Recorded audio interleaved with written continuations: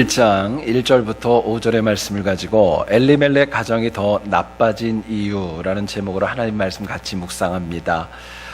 현대인들 가운데 많은 사람들이 잘 보이지 않고 또 앞이 흐릿하게 보이는 시력 저하로 인하여서 일상생활에 어려움을 겪는 분들이 참 많이 있습니다. 현대인들에게 시력 저하의 원인은 여러 가지 많은 원인들이 있다고 합니다. 가장 먼저 제기되어지는 것은 수면 부족으로 인하여서 시력 저하가 참으로 많이 온다고 합니다. 사람들은 특별히 밤 10시부터 새벽 2시까지 그 4시간의 시간을 숙면을 취할 때에 시력 건강에 굉장히 좋다고 학자들은 이야기합니다. 또 자외선에 노출되어서 안구 건조증으로 시력이 저하될 때도 저희들에게 적지 않습니다. 세 번째로는요, 현대인들이 너무나도 많이 사용하는 스마트폰의 과다 사용이 시력 저하를 초래하기도 한다고 합니다.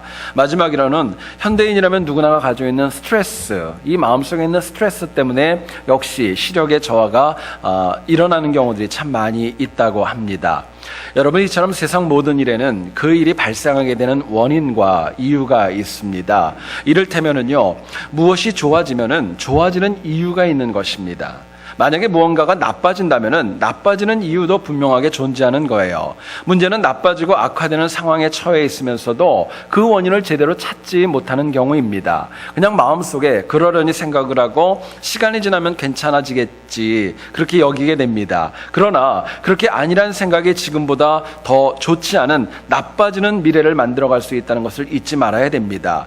여러분, 신앙인들이 어떤 문제와 어려움에 직면하게 되면 더 나은 성장을 위하여 왜 그 일이 있었는지, 그 원인이 무엇이고 이유가 무엇인지를 바르게 찾는 지혜가 저희들에게 참으로 중요합니다.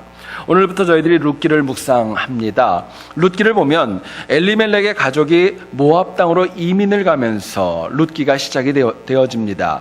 이 엘리멜렉은요, 이스라엘의 흉년 때문에 모압 땅으로 이민을 갑니다. 그런데 여러분, 간 이유가 있었습니다. 더 좋아지려고 간 거예요. 더 나은 삶을 사모해가지고 모압 땅으로 이민을 갔음에도 불구하고 결론을 보게 되면 그 가정에서는 가장이 일찍 사망을 하게 되고 2명의 아들이 있었는데 그들도 역시 사망하는 그런 안 좋은 모습, 나빠지는 모습이 되어서 나오미와 룻만 결국은 귀향하는 것, 여러분 잘 아실 겁니다.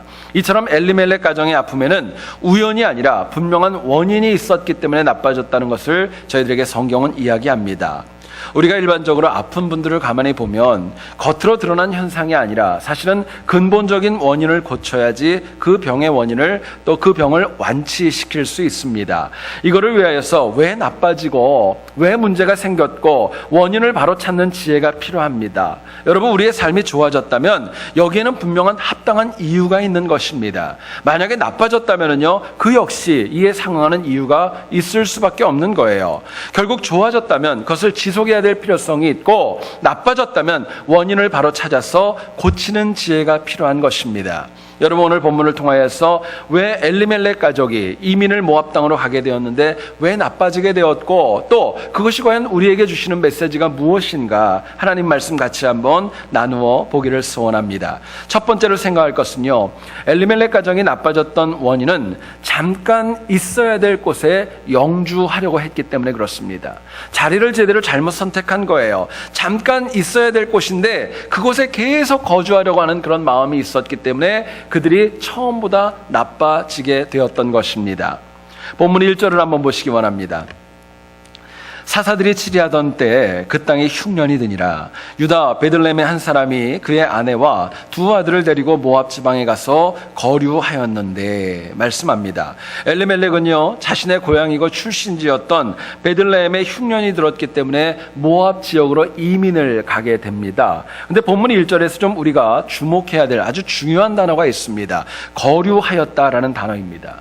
이 거류하다라는 말의 히브리 원어인 구드라는 동사는 무슨 뜻이냐면요, 손님으로 잠깐 거주하다라는 뜻입니다. 그냥 거주하는 것이 아닙니다. 아주 짧은 숏텀 기간을 가지고 손님처럼 어떤 곳에 거주할 때 구드라고 하는 히브리 동사를 쓰는 것입니다. 여러분, 엘리멜렉은요, 흉년 때문에 손님처럼 잠깐 있다 오려는 마음으로 모압으로 건너갔던 것입니다. 그런데 오늘 보면 4절을 여러분 보시게 되면요, 처음에 가졌던 계획이 완전하게 다 바뀌게 됩니다. 잠깐이라고 생각을 하고 구두라는 마음으로 모압 땅으로 가게 되었는데, 성경을 보니까 무려 10년 동안이나 그 땅에 거주하게 됩니다. 두 아들이요, 모압 여인을 며느리로, 아내로 맞이하면서 가정을 이루는 지경까지 갑니다. 결국 엘리멜렉의 가족은 모압 땅에서 이민자로 10년 이상의 삶을 살았다는 것을 저희들에게, 짧은 내용이지만 성경은 저희들에게 말씀하고 있습니다. 여러분, 성경이 우리에게 도전하는 장소에 관한 도전이 있습니다. 단순하게 어디에 얼마나 있었는가, 이건 중요한 거 아닙니다. 더 중요한 것은 우리가 정말 거해야 될 처소에 있었는가, 내가 정말 있어야 될 자리를 내가 지키고 있었는가, 이것이 훨씬 더 중요한 질문입니다. 내 삶이 이전보다도 나빠지는 이유가 있습니다. 손님처럼 있어야 될 곳을 영주하려고 하기 때문에 그렇습니다. 역으로 더 나빠지는 이유가 있다면, 영주해야 될, 내가 영원히 살아야 될 땅에 관해서는 너무나도 무관심함에도 불구하고 내가 잠깐 있어야 될 땅을 마치 영원히 살 것처럼 거기에 더 많은 관심을 가지고 있기 때문에 그 삶이 나빠지는 것입니다. 여러분, 하나님 백성이 더 나은 삶을 원한다면요, 정말 있어야 될 자리, 내가 정말 영주해야 될 것이 어디고 빨리 떠나야 될 것이 어딘지를 바르게 구분하는 지혜가 저희들에게 필요한 것입니다. 자, 그렇다면 하나님의 백성된 내가 영원히 거주해야 될 자리는 과연 어디일까 묻게 됩니다. 본문은 저희들에게 이렇게 도전합니다. 하나님 백성들은요, 항상 내가 꼭 지키고 영원히 자리해야 될 곳이 있다면 하나님 주시는 믿음의 자리입니다. 하나님 믿고 하나님과 동행하는 믿음의 자리를 내가 신실하게 지켜나갈 때 비로소 내가 이 땅 가운데 더 나은 삶을 살아갈 수 있는 것입니다. 여러분, 제가 1절 말씀을 다시 한번 봅니다. 사사들이 치리하던 때에 그 땅에 흉년이 드니라. 유다 베들레헴의 한 사람이 그의 아내와 그 두 아들을 데리고 모압 지방에 가서 거류하였는데, 말씀합니다. 엘리멜렉은요, 훗날 다윗의 고향이 되는 베들레헴 출신이었습니다. 룻기를 가만히 읽어보게 되면은요, 이 엘리멜렉의 가정은 베들레헴 지역에서 그냥 소외되고 가난하고 어려웠던 그런 가정이 아니라 굉장히 유력하고 힘이 있고 재정적으로도 괜찮았던 가정임을 성경이 저희들에게 보여줍니다. 이를테면 이렇습니다. 나오미가 훗날 10여 년이 넘은 다음에 베들레헴으로 돌아갔을 때 그 지역에 사는 많은 성읍 사람들에게 큰 화제가 되었다고 성경은 이야기합니다. 또 친척이었던 보아스, 베들레헴 지역에서 굉장히 유력한 사람이라고 소개하고 있는데, 이를 보건대 역시 엘리멜렉의 가족도 유력하다는 것을 저희들에게 학자들은 이야기해주고 있는 것입니다. 그렇기 때문에 흉년 중이었지만, 흉년에 어려움이 있었지만 지역의 유력자로서 베들레헴을 지키고 그 자리를 지키는 지혜가 필요했던 것입니다. 그런데 자신이 지켜야 될 믿음의 자리를 벗어나고 보니까 더 나빠지고 더 안 좋아지는 모습으로 엘리멜렉과 그 가족들이 빠지게 되었던 것입니다. 여러분, 신앙인은요, 항상 내가 영적으로 지킬 자리가 있습니다. 내가 지켜야 될 본분을 지킬 때 비로소 사람은 평안할 수 있는 것이고요, 하나님 앞에서 재구실할 수 있는 것입니다. 아마 몇 년이 지난 것 같습니다. 제가 집에를 들어가는데 저희 아내가 전화가 왔습니다. 아이들이 그 당시에 그 크랩, 게가 먹고 싶다고 그래가지고 가까운 그 마트에 가가지고 장을 제가 거의 안 보는데 그래도 가서 마트에 가서 게를 잔뜩 사가지고 들어가고 있는 중이었습니다. 아내가 다시 전화가 왔습니다. 어디서 보았는지 게를 찔 때 그냥 물에다 찌면은 굉장히 비린내가 많이 나기 때문에 맥주를 사가지고 와가지고 맥주를 붓게 되면은 비린내도 없어지고 또 맛도 담백하다는 이야기를 하면서 저보러 맥주를 사오라는 거예요. 그래서 제가 그랬죠. 직접 사라고. 근데 시간이 없고 상황이 안 된다고 얘기를 하는 겁니다. 그래서 어떻게 합니까? 제가 그걸 또 아내가 말하면 들어야죠. 그래가지고 이제 마트를 제가 갔습니다. 뭐 당연히 목사가 술을 안 먹으니까 왜 이렇게 맥주가 평소에는 그렇게 많이 보였는데 안 보이는 거예요. 아무리 봐도 못 찾다가 결국은 찾기는 찾았습니다. 그래가지고 한 3개를 갖다 이렇게 딱 들고 계산대에 딱 놨는데 그 다음부터 제 눈동자가 너무너무 빨리 움직이는 거예요. 누가 보면 어떻게 하나? 누가 보면 어떻게 하나? 이거 만약에 누가 우리 교인들이 보고 나서 목사님 그때 한잔 하셨어요, 이러면 어떻게 합니까? 그래가지고 뭐라고 변명을 할까? 별별 생각이 다 들면서 결국에는 그걸 사가지고 갔던 기억이 제가 있습니다. 여러분, 우리의 삶이 예전보다도 나빠지는 이유가 있어요. 하나님이 기뻐하는 자리보다 내가 기뻐하는 자리를 내가 더 좋아하기 때문에 그렇습니다. 신앙인은 내가 편하고 내가 좋은 자리에 만족하며 사는 것보다 하나님께서 기뻐하시고 하나님 마음에 합한 본분과 자리를 지킬 때 더 나아질 수 있는 것입니다. 결국 바른 자리를 찾고 본분에 맞는 장소에 거할 때 성장과 발전이 있을 수 있기 때문에 그렇습니다. 여러분, 누가복음 8장 2절을 보면 성경은 한 여인을 이렇게 소개합니다. 또한 악귀를 쫓아내신과 병고침을 받은 어떤 여자들 곧 7 귀신이 나간 자 막달라인이라는 마리아와 이야기합니다. 성경에 처음 등장하는 막달라 마리아, 7 귀신이 들렸던 정말 비참하고 너무나도 버려진 그런 인생을 사는 여인이었습니다. 유대의 전설을 보면은요, 이 막달라 마리아가 사실은 돈을 받고 몸을 파는 매춘부였다는 기록도 남아 있습니다. 그런데 그렇게 벌어졌던 인생이 예수 그리스도를 만난 다음에는 부활의 첫 증인으로 성경에 그 이름이 올라 있습니다. 성경을 보게 되면 막달라 마리아가 사도들과 같이 어떤 능력을 가지고 이적을 행하고 병자를 고치고 그런 많은 것들을 행한 거 하나도 없습니다. 막달라 마리아가 누군가를 신실하게 돕고 세우고 또 말씀을 가르쳤다, 이런 기록도 한 번도 없습니다. 다만 예수 그리스도를 만난 다음에 자신이 지켜야 될 믿음의 자리를 흔들리지 않고 지켰던 것입니다. 자기가 지켜야 될 자리를 지켰어요. 내가 그러기 때문에 예수님 가는 곳마다 기쁘거나 슬프거나 편안하거나 고통스럽거나 자기가 지켜야 될 믿음의 자리를 막달라 마리아는 힘있게 지켜나갔던 겁니다. 심지어 모든 제자들이 다 도망갔을 때도 주님의 옆자리, 부활의 첫 자리까지도 끝까지 지키는 신실함을 이 여인이 보여주었던 것입니다. 여러분, 우리는 내가 지키고 있는 자리가 정말 하나님께서 기뻐하는 자리인가 물어보셔야 됩니다. 내가 교회에서, 내가 사회에서, 내가 가정에서 내가 행하는 모든 자리들이 하나님께서 기뻐하는 자리인가 물어보셔야 돼요. 만약에 이것이 명예 때문에 내 이익과 순수하지 못한 의도로 지키는 자리라면 다시 생각하셔야 돼요. 바꾸셔야 됩니다. 내가 지키고 있는 자리가 정말 하나님께 영광을 돌리고 교회의 덕이 되는가, 이거 먼저 물으셔야 됩니다. 이처럼 하나님 기뻐하는 자리는, 그 믿음의 자리를 지키기 위해서는요, 내 믿음이 매일같이 정체되는 것이 아니라 깊어지셔야 돼요. 하나님과의 교제가 깊어져야지 내가 지켜야 될 믿음의 자리 더 잘 지킬 수 있기 때문에 그렇습니다. 여러분, 엘리멜렉이라는 인물이 등장하죠. 이 엘리멜렉, 이 사람의 이름을 그 히브리 원어를 보게 되면 무슨 뜻이냐면요, 여호와께서 왕이시다라는 뜻입니다.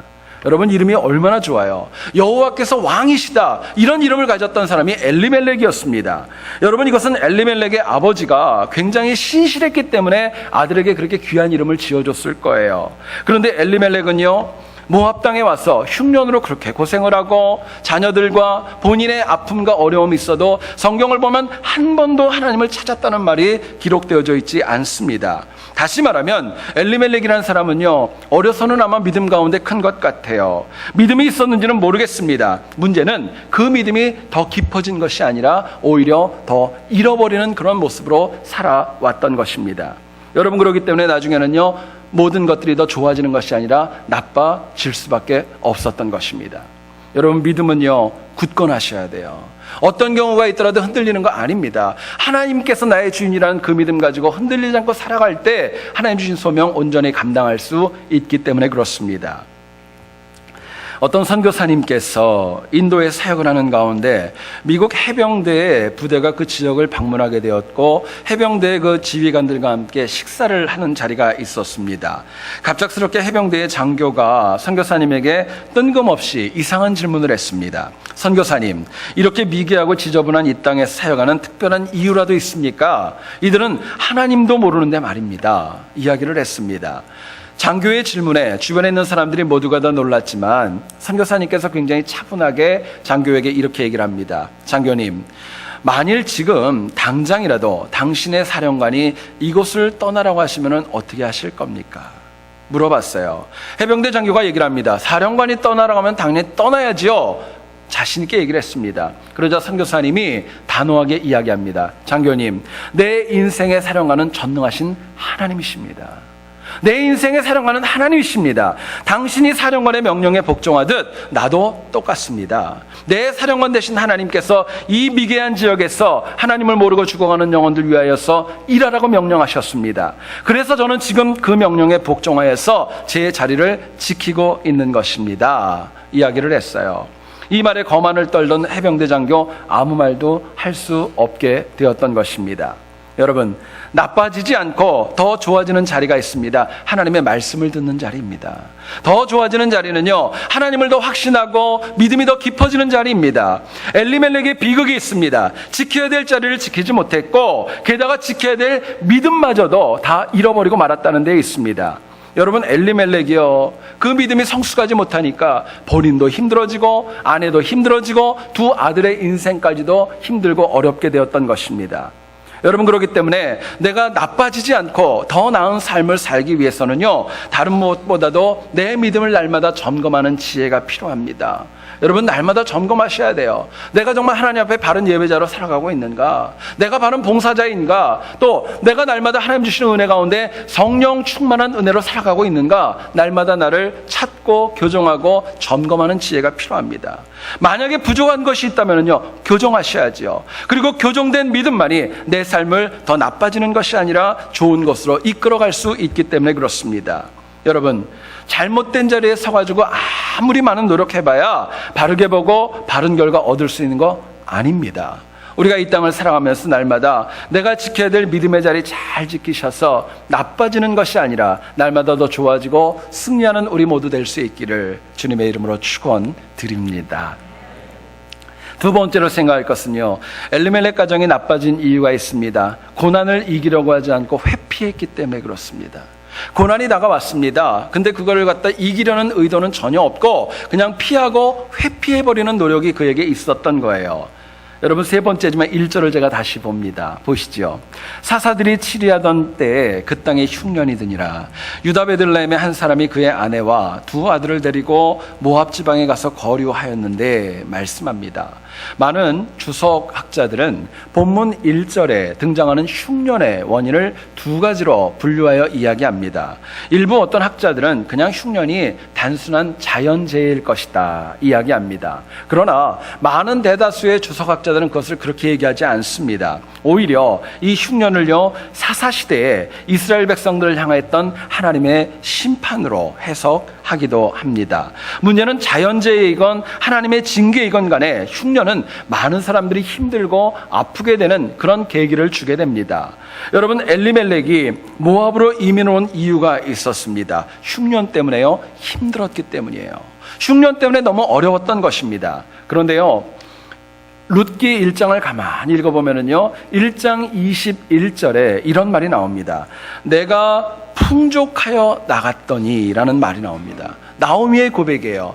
나오미가 베들레헴에서 모압까지 갈 때 상황을 보니까 내가 풍족한 가운데 나갔다는 것을 고백합니다. 여러분, 이것은 엘리멜렉이 모압에 이민 올 때 흉년이었지만은요, 그렇게 어렵지 않았다는 것입니다. 문제는 이처럼 엘리멜렉 가정이 부족하지 않았다면 베들레헴을 지켜야 되고 또 그 땅 가운데 살아갈 수 있는 능력이 있음에도 불구하고 피했다는 것입니다. 여러분, 엘리멜렉은요, 흉년이 들었을 때 전혀 그것을 극복하려는 마음이 없고 일단 피하고 봤던 것입니다. 어쩌면 이런 생각이 있었을지도 모르겠어요. 풍족한 살림 잃어버리지 않고 싶어서 피신했을지도 몰라요. 풍족했기 때문에 잠깐 가서 얼마 있다가 돌아오면은 괜찮을 거야, 이 마음도 있었을지 모르겠습니다. 그런데 위기를 만났어 이것을 전혀 극복하지 않고요, 회피하려는 그런 삶이 있었기 때문에 이 엘리멜렉의 가정은 좋아지기보다는 더 나빠지게 되었다라고 성경은 이야기합니다. 여러분, 인간은요, 누구라도 흉년 앞에서 두려워할 수밖에 없고 또 회피할 수 있는 거 어쩌면 당연한 이치입니다. 그러나 신앙인이요, 믿음으로 극복하려고 한다면, 하나님 주시는 믿음으로 극복하려고 한다면요, 사실은 이 땅 가운데 우리가 못 이길 흉년은 없는 것입니다. 믿음이 있다면 사실은 충분히 이길 수 있다는 것 저희들에게 분명하게 말씀하는 것입니다. 자, 그렇다면 우리 삶에서 당하는 어려움과 고난, 흉년을 과연 우리가 어떻게 극복할 수 있을까요? 어떻게 극복할 수 있을까요? 본문은 저희들에게 이렇게 얘기를 합니다. 흉년과 어려움 중에도 더 강한 하나님 붙들라는 것입니다. 흉년보다도 강하고 재앙보다도 강하고 그 모든 것보다 강한 하나님 붙들고 어려움 이기라는 것입니다. 다시 말씀을 드립니다. 엘리멜렉의 이름이 뭐라고 그랬죠? 하나님께서는 내게 왕이라는 겁니다. 하나님이 왕이시라는 거예요. 이것은 하나님께서 내 삶을 주관하고 있다는 것, 삶으로 고백하는 것입니다. 어떤 일이 있어도 하나님을 왕으로 삼고 살아가겠다는 결단이 엘리멜렉에게도 있었던 것입니다. 그런데요, 이 엘리멜렉은 그렇게 아름다운 이름을 가지고 있었고 그렇게 귀한 결단이 있는 이름을 가지고 있었지만 실제로의 삶을 보면 하나님 붙들지 않았던 것입니다. 인간적인 계산이 있고 인간적인 계획으로 이민을 결정했습니다. 모압에 가서 잠깐 있다가 오려고 했지만 결국 그 땅에서 묻히고 마는 그런 비극적인 삶을 맞이하고 맙니다. 여러분, 성경을 가만히 보면은요, 엘리멜렉이 모압에 와서 하나님을 붙잡지 않고 살았다는 것을 성경은 은연중에 저희들에게 참 많이 보여줍니다. 예를 들어 보겠습니다. 엘리멜렉에게는 두 명의 아들이 있었습니다. 하나는 말론이었고 하나는 기럧이었었습니다. 히브리 원어를 보면 이 말론이라는 사람의 이름의 뜻은 병약하다라는 뜻입니다. 기럧, 이 사람도 역시 쇠약하다라는 뜻을 가지고 있습니다. 엘리멜렉의 아버지는 하나님은 왕이시다라는 그런 마음으로 아들의 이름을 지어줬는데 이 엘리멜렉은요, 자기에게 있는 두 명의 아들을 병약하고 쇠약한 아이, 그렇게 말론과 기럧으로 지어주었던 것입니다. 신앙이 있었던 거 아니었습니다. 또 하나님을 붙들고 살았다면요, 어떻게 사랑하는 두 아들을 이방 여인에게 결혼을 시킬 수 있었겠습니까? 여러분, 당시는 사사시대입니다. 신명기 23장 3절을 보면은요, 이런 말씀이 나옵니다. 암몬 사람과 모압 사람은 여호와의 총회에 들어오지 못하리니 그들에게 속한 자는 10대뿐 아니라 영원히 여호와의 총회에 들어오지 못하리라 이야기합니다. 하나님은요, 가나안 땅에 많은 이방 족속들이 있었지만 특별히 마음에 들어하지 아니하셨고 또 환영하지 않았던 두 족속이 있었는데 바로 모압과 암몬이었던 것입니다. 그럼에도 불구하고 엘리멜렉이요, 모압으로 이민을 갑니다. 모압 여인을 며느리로 받았다는 것, 이방 땅의 어려움 가운데서도 하나님을 전혀 찾지 않았다는 것을 저희들에게 보여주고 있는 것입니다. 여러분, 우리가 이민자로 이 땅을 살아갈 때 엘리멜렉과 같은 흉년의 시기를 보낼 때 있습니다. 가족으로 인한 아픔도 저희들이 체험할 수 있습니다. 많은 분들이 꿈과 비전을 가지고 미국에 온 경우들이 참 많이 있고 이 땅 가운데 때로는 10년, 20년, 30년, 40년을 살아오시면서 기쁨과 보람도 분명히 있을 겁니다. 그러나 아픔도 고난도 여러분 분명히 있을 거예요. 하지만 지금은 되돌아보면 과거에 어려웠고 힘들었던 것 웃으면서 얘기할 수 있는 경우들이 얼마나 많이 있는지 모릅니다. 이유가 있습니다. 과거에 하나님 붙들고 이겼기 때문이에요. 내가 하나님 붙들고 이겼기 때문에 지금 웃으며 얘기하는 것이고, 고난과 어려움이 과거에 너무 힘들었지만 그래도 감당할 만했기 때문에 내가 그것을 지금 이야기할 수 있는 것입니다. 여러분, 하나님이 우리에게 주시는 것은요, 내가 감당할 것만 줍니다. 내가 감당하지 못할 거 주시는 거 아니에요. 어떤 책에 보니까 나와 있는 내용을 소개합니다. 어떤 아버지하고 아들이 시장에 가서 물건을 함께 구입하는데 아들이 시장 바구니를 들고 아버지 뒤를 졸졸 뒤쫓아 다녔습니다. 아버지가 물건을 골라가지고 장바구니에 넣으면 아들이 그것을 다 이렇게 들고 낑낑거리면서 아버지를 쫓아다니는 겁니다. 누가 봐도 여러분 모양이 좋지가 않잖아요. 여러분들 같으면 장에 가시면 아들을 시키겠습니까? 여러분들이 직접 끌고 다니시겠습니까? 너무 어려운 질문을 해서 보통 아버지들이 하잖아요. 근데 아들이 들고 다니는 거예요. 옆에서 보고 있던 아주머니가 그게 좀 너무 이상해가지고 핀잔을 줍니다. 좀 당신이 들지 하고 얘기했더니 오히려 아들이 나서가지고요, 이렇게 의연하게 얘기했답니다. 아니에요. 우리 아빠는 제가 얼마만큼 들을 수 있는지, 제가 얼마만큼 감당할지를 잘 알고 있습니다. 이야기를 하더랍니다. 여러분, 우리의 삶에 고난과 아픔이 있지만 하나님께서 내가 얼마만큼 감당할 수 있는지 모르지 않습니다. 잘 아셔요. 실제로 내가 감당할 수 없어서 넘어지고 슬퍼할 때 하나님 외면하지 아니하시고 나를 찾아오시고 내 삶을 책임져 주시는 것입니다. 여러분, 이 시간에 한 가지 질문을 더 드립니다. 여러분들 각 가정은 가정의 대소사, 많은 일들을 누가 책임지고 이끌어 가십니까? 혹시 여러분들 자녀 굉장히 어린데 그 아이들이 가스값을 걱정하고 생활비를 걱정을 하고 어떻게 살아야 될까 만약에 걱정을 하면 그 아이는 여러분 병원 보내야 됩니다. 그건 정상 아니에요. 그렇죠? 가정의 대소사는 가장인 아버지와 어머니가 책임지는 것입니다. 마찬가지로 국가의 대소사는 그 국가를 다스리는 왕이 책임지는 거예요. 엘리멜렉, 하나님께서 내 인생의 왕이라는 것 인정하신다면 하나님께서 책임지시기 때문에 그 하나님 붙들고 살아가라는 것입니다. 그러나 이 엘리멜렉은요, 하나님을 왕으로 고백하면서도 왕으로 모시지 않았기 때문에 더 나빠질 수밖에 없었던 것입니다. 여러분, 그런데요, 이것은 엘리멜렉만의 문제는 아닙니다. 오늘 우리에게도 동일하게 적용되어지는 질문이고 도전입니다. 이 자리에 나와서 예배드리는 분들, 하나님이 내 삶의 왕이 아니라고 고백하는 분이 있겠어요? 다 왕이라고 얘기를 하죠. 그렇다면 정말 하나님을 여러분들은 왕으로 모시고 모든 것을 맡기고 모든 것을 의논하면서 하나님과 대화하며 살아가고 있습니까? 굉장히 중요한 질문입니다. 우리가 여기에 자신 있게 얘기한다면요, 우리의 인생은 더 이상 나빠지지 않을 것입니다. 빌립보 3장 8절을 보면 바울의 고백이 나옵니다. 모든 것을 해로 여김은 내 주 그리스도 예수를 아는 지식이 가장 고상하기 때문이라. 내가 그를 위하여 모든 것을 잃어버리고 배설물로 여김은 그리스도를 얻고 말씀합니다. 사도 바울, 나면서부터 로마 시민권자였죠. 가말리알 문화에서 공부를 했었던 당대 엘리트였습니다. 헬라어에도 굉장히 능통하였고 또 헬라 철학에도 조예가 깊었기 때문에 아테네에 가서 철학자들과 논쟁을 해도 전혀 뒤지지 않는 실력이 있었습니다. 이로 인하여 많은 사람들은 사도 바울을 전도 유망한 청년으로 인정하게 됩니다. 여러분, 여기까지만 보면은요, 바울은 특별히 당시에 하나님이 필요한 그런 삶은 아니었습니다. 그러나 만약에 바울의 삶이 여기까지였다면 세상에서 인정을 받았을지는 모르겠지만은요, 사도 바울이 될 수 있는 그런 능력은 없었던 것입니다.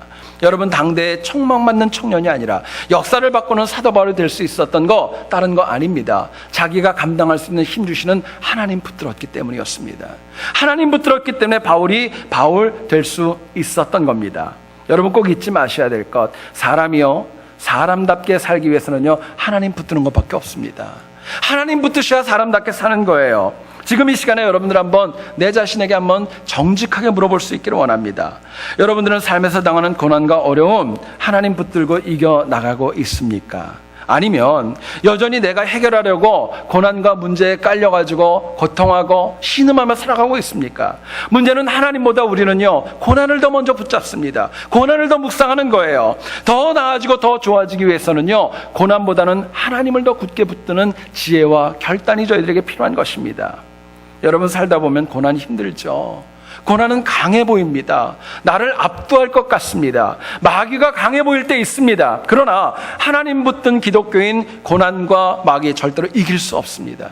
성경이 저희들에게 그렇게 얘기하고 하나님이 보호하십니다. 생각해 보시죠. 여러분들 자녀가 넘어져 있는데 부모가 그거 가만히 바라보고 있겠어요? 아파하는데 가만히 있겠습니까? 마찬가지로 하나님께서 하나님 붙들고 사는 영혼들 절대로 외면하지 않고 돕고 세우신다고 저희들에게 약속합니다. 그렇기 때문에 지금보다 더 나은 삶을 만들어주시고 더 성숙하고 신실할 수 있도록 하나님이 은혜를 더하여 주시는 것입니다. 여러분, 바라기는요, 우리가 항상 하나님 더 굳게, 그냥 굳게가 아니라 더 굳게 붙드시고 내 삶에 고난과 어려움이 있다 할지라도 회피하지 마시고 승리하는 우리 모두 될 수 있기를 다시 한번 주의 이름으로 축원드립니다. 여러분, 어리석은 영혼은요, 겉으로 드러난 현상만 바라봅니다. 눈에 보이는 것만 바라봐요. 그러나 지혜로운 영혼은요, 그 현상이 발생하게 된 원인과 이유를 바라봅니다. 우리 삶에서 좋아지는 것과 나빠지는 것 모두 분명한 원인이 있다고 말씀을 드렸습니다.